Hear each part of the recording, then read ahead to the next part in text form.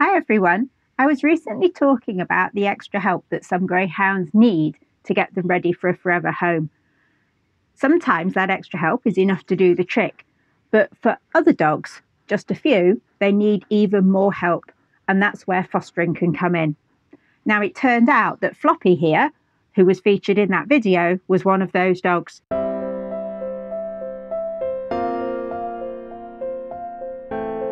Some rescues have all of their dogs in foster homes, but for others it's just not an option. Now, some rescues have all of their dogs in foster homes, but for others that just isn't an option. Fostering is a great stepping stone towards adoption because it allows the dog to start making the adjustments needed to home life, and the carer can help with any behavioural issues that dog may have. What are you doing? I knew that Floppy would make much better progress if he could move out of the kennels because the kennel environment was proving to be part of his problem. He wasn't reactive when he first arrived 11 months ago, but he now finds kennel life really stressful. He couldn't even be near the other greyhounds on site because there was a chance he would respond aggressively to them. And just the sound of the dogs barking in the boarding side of the kennels, what are you doing?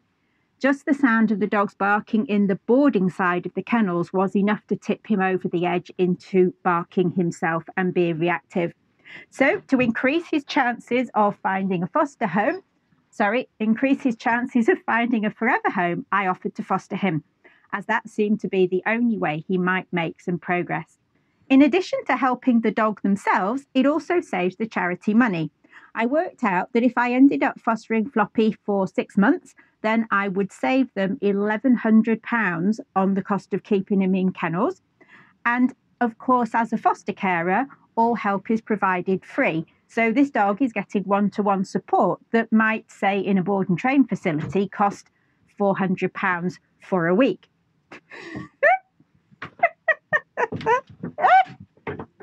Can we quit trashing the place? Okay, right, let's carry on. So as a racer, Floppy ran 69 races over a 3-year period, mostly at Swindon, and he won 18 of them. His last win was on the 17th of April in 2022, and he was transferred to Greyhound Trust Care on the 13th of May, just a few weeks later. He's been waiting for a home ever since. So as you can see, he's a wonderfully friendly kind of guy, and he was a firm favourite with all of the volunteers in the kennels. He gets his name from this floppy ear that was damaged when he was just a little puppy by his mom. But sadly, there's been very little interest in homing him. He's large, he's black, he's male, 3 things that generally don't help too much. And when you add in that he is now very reactive towards other dogs, the odds are stacked against him. However, he has all the personality he needs to win someone's heart. As you can see, he loves a good cuddle. But we need someone who can also deal with his behaviour towards other dogs. Now, fostering a dog has its own complications for me, and that goes by the name of Gandalf. Being such a quirky character, Gandalf needs everything to revolve around his needs. So before Floppy could even think about moving in, we spent 4 Saturdays doing careful introductions. And this actually showed me that Floppy's reaction to other dogs at kennels was a lot down to anxiety and stress, because as you can see, he has quickly accepted my dogs, and he even totally ignores Gandalf's complete lack of social graces. Even when Gandalf barks directly in his face to get him to play, or he and Jimmy are playing round Floppy, he doesn't really pay much attention to it or respond. It also highlighted that the reactivity was just the tip of the iceberg in terms of the issues that we needed to address. So with any dog that needs additional support, it's very important to start at the beginning, to assess what they need help with and decide how to deal with that. So what are Floppy's good points and what does he need help with if he's going to find a forever home and create a good impression when he gets there? So first of all, he turned out to have zero concept of manners around the house, and in fact was a pretty uncouth house guest for the first week, 10 days. He was peeing everywhere, unless you watched him like a hawk all the time and interrupted him when he thought about thinking of doing it, then he weed up everything. He was doing this just in the garden, so it shouldn't have been a surprise that it happened in the house as well.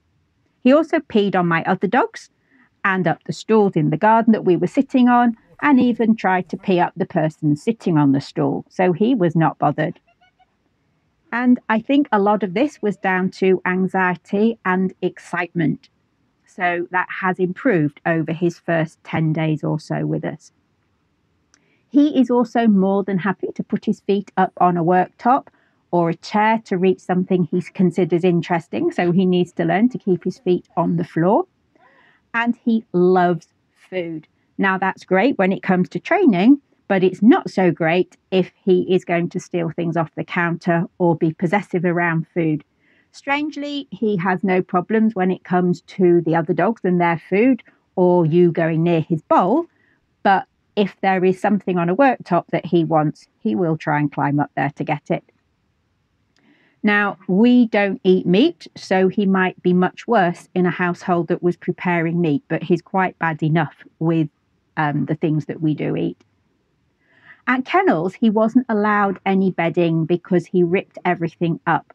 So I was expecting trouble with that as well, and I was right. I've had to give him very boring bedding, nothing fleecy or fluffy, because he just treats it like one big chew toy. Now, when he's outside the house, he will bark at a dog if he sees one at maybe 100 meters away, and anything closer is difficult for him. This is very much the same as Gandalf was when he first arrived, so we know we can work with that. He's also agitated by the sound of dogs barking when he's outside. So if we're on a walk or he hears someone else's dog when we're in the garden, he will start running up and down, barking himself. I don't know if it always upset him or if that's something that developed from being in the kennel environment with lots of barking dogs. But whichever it is, he is on high alert as soon as he sees any dog or if he hears a dog in the distance. So you have to start at the beginning where he is now, working at that level. On the plus side, as you can see, he's very cuddly. He takes treats very politely, which seems very not in keeping with his interest in helping himself to food on the counter. When you offer him something, he's very, very polite, takes it very gently. And when I walk him alongside one of my other dogs, he walks very nicely, trotting along when nothing is happening to upset him. Of course, it's a different matter if something agitates him.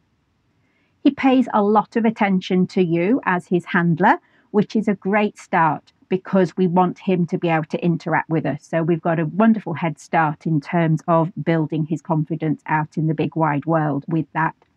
And he doesn't seem to have any concerns about people or dogs being near him when he's in bed. You can walk round him, you can step over him, you can tidy his blankets. He's absolutely fine about that. So there are no signs of sleep startle or anything similar. And he's also fine around the other dogs when he's eating. Mine are very polite. I don't allow them to steal from others' bowls. And he's quite happy for them to walk past him. And then when he walks away from his bowl, he can check their bowls out. They can check his bowl out. So he has a lot of good points as well. We just need to sort out those rough edges. And he's going to make someone a great companion. So now the challenge is set. He has some wonderful qualities that are going to make him a fabulous pet. But before that is likely to happen, we need to set him on the right track with the other issues we've mentioned. And we'll be back again soon to let you know how we're getting on. Bye for now.